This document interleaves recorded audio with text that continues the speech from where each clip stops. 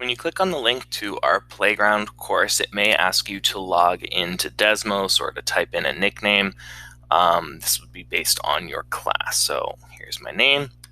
As a reminder, what is being shown here is not a focus on the content, it's more on the features themselves. So I'm going to kind of walk you through the features and talk a little bit about them. One of the features Desmos has to offer is a card sort. This is, a typical activity you could do with paper in the classroom. So here we have students matching a graph to a table to an equation. Directions here need to be pretty specific if it's the first time students are seeing it. Sometimes students think they can just match them like this. You sort of have to make sure you put them on top of each other so that the cards link up. Another thing too that may be worth mentioning either in the written directions or just verbally to your students is if they are having difficulty seeing something, if they click on the image or the card, it will sort of make it much larger for them to see. So this is a card sort. One of the things that we'll talk about in sort of the intermediate side of things is how to create a self-checking card sort so that the students can know if what they did was correct or not. That gets a little bit more advanced. The next feature that Desmos has to offer is called an order or a sort, where you can have students put things in order from least to greatest.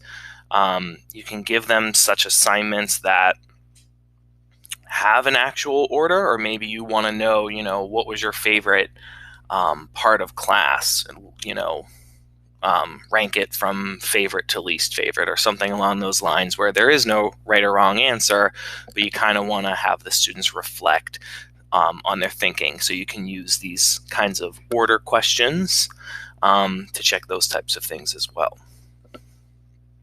One of the other features of Desmos is that you can embed media into a Desmos activity. So here we have a little YouTube video that students can watch.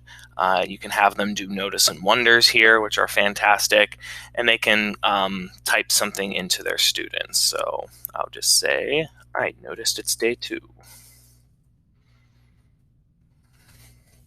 They can hit share with class, and then once other students start to respond, you can see, the students can see what other students are saying. So that's kind of a cool way to get students to collaborate in this virtual world.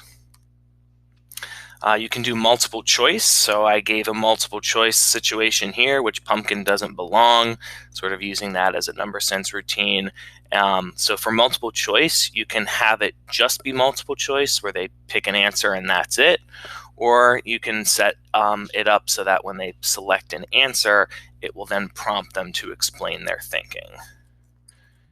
And again, you can have that feature share with class. So that whenever you hit share, it kind of shows you what other people have said in the class. So you can always turn that on or off, depending if you want students to see each other's work. Another feature that Desmos has to offer is a sketch pad or a draw. You can do this a couple of different ways. You can do a blank sketch pad where it's just a white screen and students can write on it. This is excellent when you want to see students work. However, it does get a little bit iffy if a student is writing on their ThinkPad on the screen. I know sometimes the touch screens can be a bit wonky. This one here, reflect a point over the x-axis. You can upload an image that they can draw on. You can upload a graph that they can draw on. So that's kind of a cool feature. And so you can see here I'm writing with my finger. Obviously not doing the problem, but just trying to show you that you can use it to write. So I believe I have this set up as a graph. And you can erase and use a line tool, all kinds of fun stuff.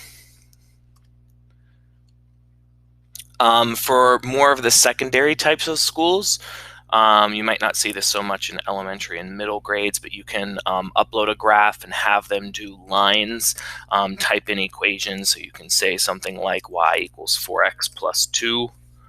I don't know that that's answering the question, but they can type in an equation and it will graph the line for them immediately. Lots of things they can do with just the graph. They can create a table of values, do lines of best fit, all kinds of crazy stuff with the graphs. You can have select all problems. So which of these is equal to 8? Select all that apply. So sort of a multiple choice where they can select more than one answer. And then finally, I wanted to show that sketchpad where it's more of just a blank screen. What I did here was I took a snipping tool and I typed this problem out. And I took a snippet and made this an image. So then I uploaded an image. And so as a student, you can say x plus 5 and then minus 5 to kind of show work. And then you can say x equals -1. So those are the different features that we will kind of talk about, and you'll get to play around with a little bit today in our training.